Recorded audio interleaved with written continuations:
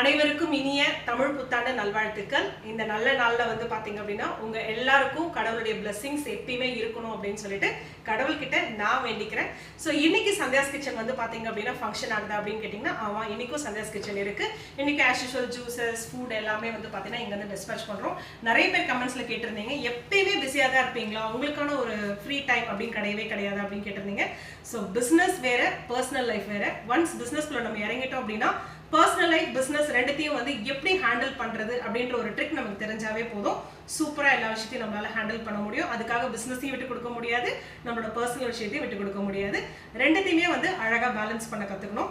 So இன்னைக்கு வந்து நம்ம கிச்சனில் என்னென்ன பண்ணியிருக்கோன்றதை பார்க்கலாம் வாங்க.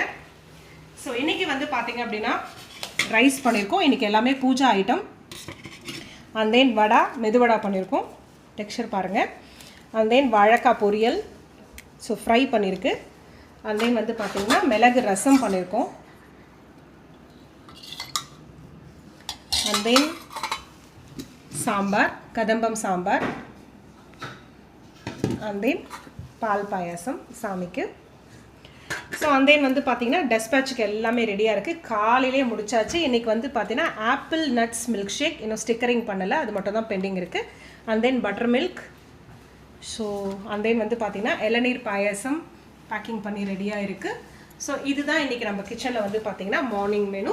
So see you all. So இந்த புத்தாண்டை வந்து பார்த்திங்கன்னா சந்தோஷமாக ஹாப்பியாக கொண்டாடுங்க. இன்றைக்கி போல் என்றைக்குமே வந்து பார்த்திங்கன்னா ஹாப்பியாக இருக்கணும் எல்லோரும். see you guys.